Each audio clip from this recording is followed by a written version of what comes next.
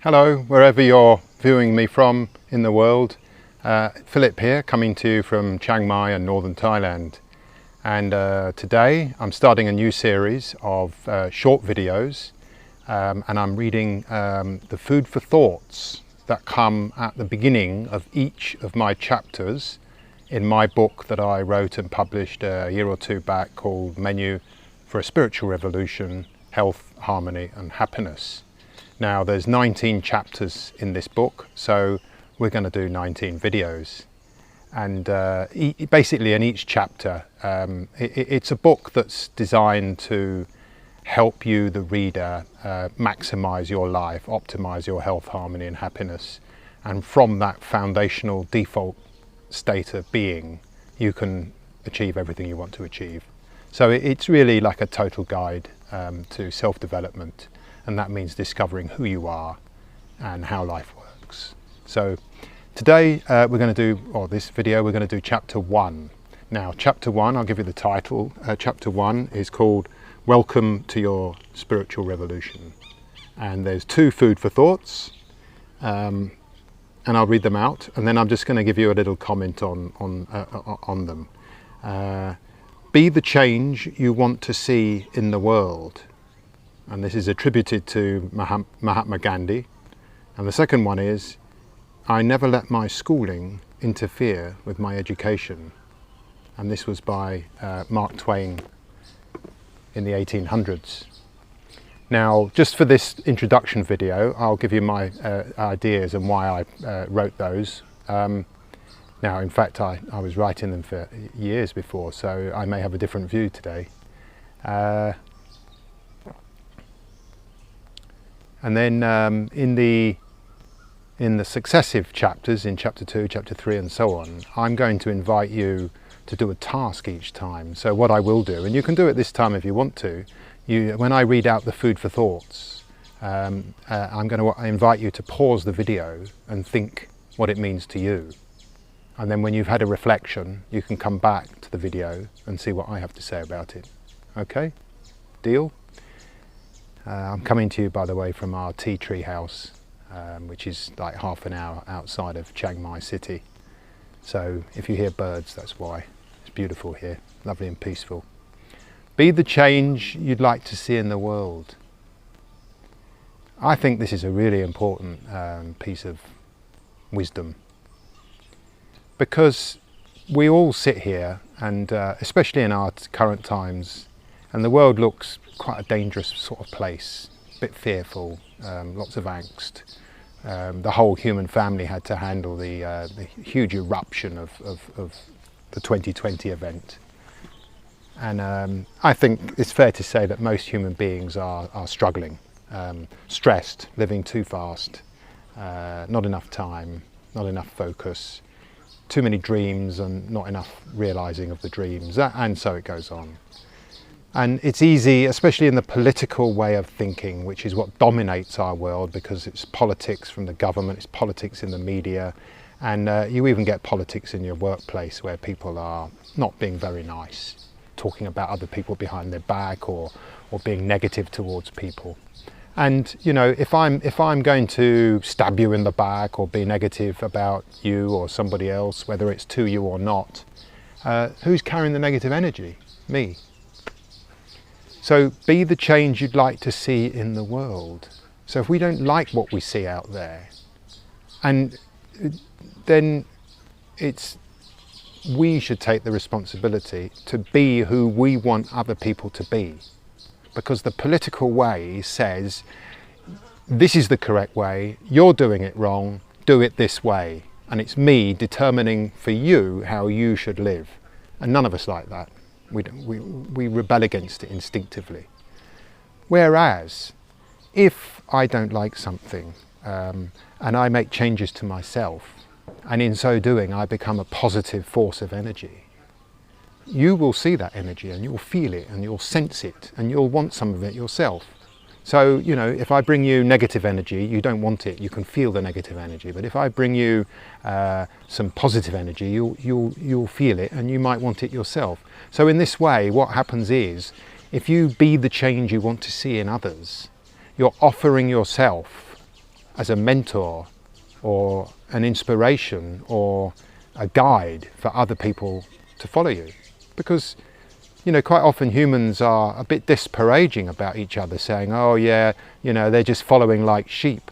Well, we're social animals. We're designed to follow. We follow heroes, we follow mentors, we follow parents, we follow all kinds of people. That's how we learn.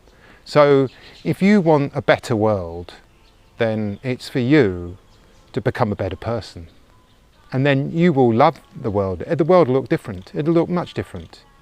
My mum always used to teach me about this sort of thing. I'm just trying to think of some of the things she said. But basically, you have it within your power to basically change the world out there by changing yourself. Because when you change yourself, the world will look different, it'll look better, and other people will view you differently, and they will behave and speak and act in different ways to the way you do. Not only that, the last comment on this food for thought is that if you start to change yourself for the better, you may start seeing that lots of people you spend time with are actually not serving you very well at all. And they could be false friends or whatever, and they're bringing you negative energy and bringing you down, which perhaps you didn't realize before. So if you start becoming the change that you want the world to be, you kickstart a lot of things that may happen to you, and they're mostly going to be positive. And you may find yourself changing your friends and your relationships and your objectives and everything. So the second food for thought was I never let learning interfere. No, sorry, I never let my schooling interfere with my education. This was Mark Twain 4, 5, 6 generations ago. And it suggests to me, and you may have paused the video, you can pause now if you like, what does it mean to you? Hello, you're back. Yeah, so it suggests to me that Mark Twain didn't think his schooling was very good. And he didn't think that it contributed to his education because it got in the way, and he wouldn't let it get in the way. Now, there's a lot of increasing realization in today's world, especially since 2020 and everybody was at home. There's increasing understanding that schools are not necessarily, in fact, my opinion is they're definitely not, but school systems are not necessarily contributing to the well-being of humankind. And if you're a parent, these are your children that are having a bad time in school. Maybe they don't appear to be, but there's a lot of things that are wrong with the school system, and elsewhere I talk about that. So if you have a look on my video channel, on my YouTube channel, you'll find plenty of material where I talk about the school system and the learning.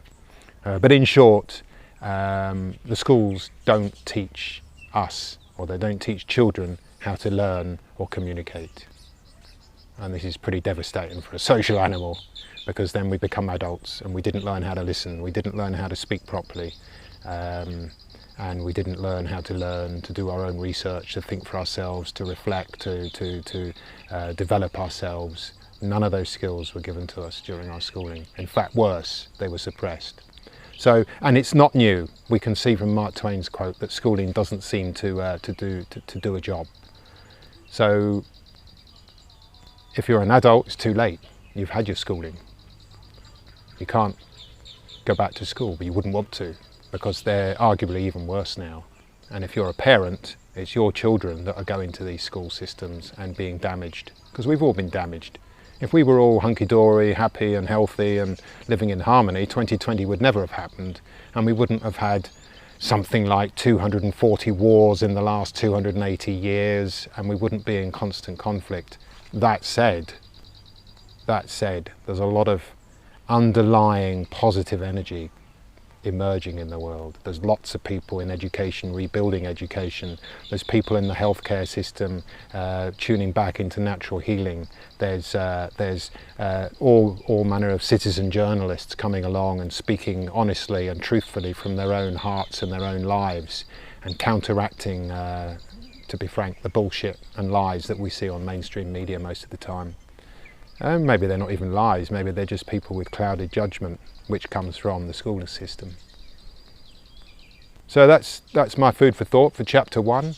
I'll be back in the next video with chapter 2, and I will officially invite you to pause.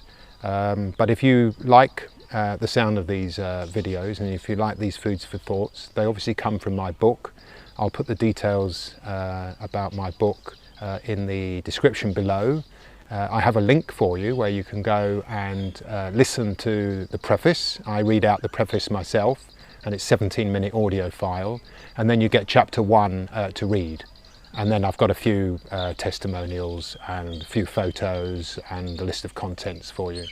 So basically I'm gonna bring you bits and pieces of my book to hopefully persuade you to get the real thing, because I wrote this book, when I was writing it, I wrote it for the entire humankind.